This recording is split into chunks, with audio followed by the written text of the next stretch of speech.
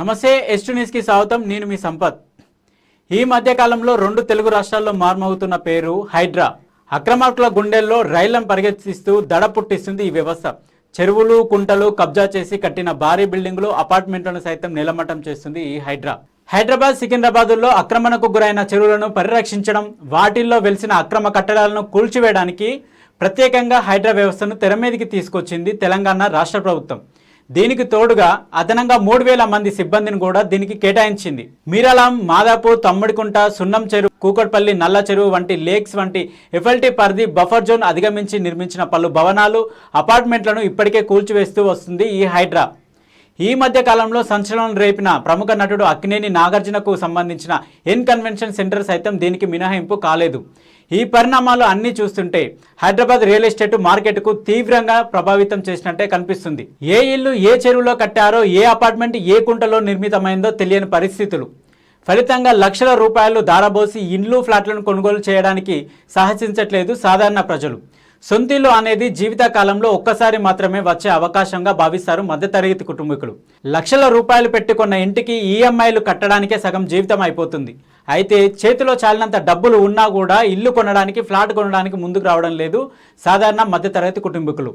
దీనికి కారణం హైడ్రా చేపట్టిన కూల్చివేతలే. అయితే హైదరాబాద్ సహా ఇతర మెట్రో నగరాల్లో ఇల్లు, ఫ్లాట్ల అమ్మకాలపై ప్రాప్ ఈక్విటీ అనే సంస్థ నిర్వహించిన ఒక సర్వేలో ఈ విషయాన్ని స్పష్టం చేసింది.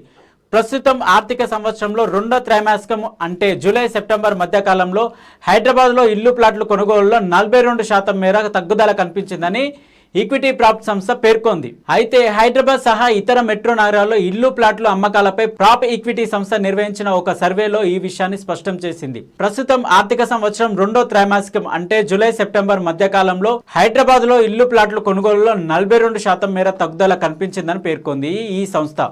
2023 జూలై, సెప్టెంబర్ మధ్యకాలంలో మొత్తం 25,370 నివాసాలు అమ్మకానికి రాగా 20,658 నివాసాలు మాత్రమే అమ్ముడుపోయాయి. ప్రస్తుతం ఆర్థిక సంవత్సరంలో ఇదే కాలంలో విక్రయమైన ఇండ్ల సంఖ్య 12,082 మాత్రమే. గత ఏడాదితో పోల్చుకుంటే 42% మేర తగ్గుదల నమోదైంది. దీనికి ప్రధాన కారణం హైడ్రా కూల్చివేతలేననే అభిప్రాయాలు వ్యక్తమవుతున్నాయి. హైదరాబాద్ తో పాటు national capital region Mumbai, navy Mumbai, Thane, Pune, Bengaluru, Chennai, కోల్కతాలో ఈ సర్వే నిర్వహించిన ప్రాప్ ఈక్విటీలో అధికంగా హైదరాబాద్ లో 42% మేర ఇండ్ల అమ్మకాలు తగ్గాయి. బెంగళూరు 26, కోల్కతా 23, పూణే 19, చెన్నై 18, ముంబై 17, థానే 10% మేర తగ్గుదల నమోదైంది. దీనిపై మాజీ మంత్రి కేటీఆర్ స్పందిస్తూ 3 నెలల్లో హైదరాబాద్ రియల్ ఎస్టేట్ తిరోగమనం పట్టిందని, దీనికి ప్రధాన కారణం ముఖ్యమంత్రి రేవంత్ రెడ్డి సారథ్యంలోని కాంగ్రెస్ ప్రభుత్వం చేపట్టిన ఈ హైడ్రా అనే విమర్శించారు.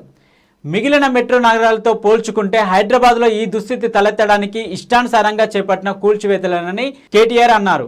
ఈ హైడ్రా చేపట్టిన కూల్చివేతలతో నిజంగానే పెట్టుబడులు రావడం లేదా, నిజంగానే రియల్ ఎస్టేట్ రంగం దెబ్బతింటుందా అనేది వేచి చూడాల్సిన అవసరం ఉంది. చూద్దాం మున్ముందు హైడ్రా వల్ల ఎవరికి లాభం, ఎవరికి నష్టం జరుగుతుంది అనేది. రేవంత్ రెడ్డి ప్రభుత్వంపై ప్రజల నుండి ఎలాంటి స్పందన వస్తుందో కూడా వేచి చూడాల్సిన అవసరం ఉంది. ఒకవేళ మీరు హైడ్రా బాధితులైతే, ఒకవేళ మీరు దీనిపై స్పందించాలనుకుంటే మీ సూచనలు, సలహాలు మాకు తెలియజేయండి. కింద వాట్సాప్ నెంబర్ ఇస్తున్నాం. హైడ్రా వల్ల మీకు జరిగిన నష్టాన్ని ప్రభుత్వం దృష్టికి తీసుకువెళ్లేందుకు మా వంతు ప్రయత్నంగా మేము చేస్తాం. సో చూస్తూనే ఉండండి ఎస్టు న్యూస్. Thank you.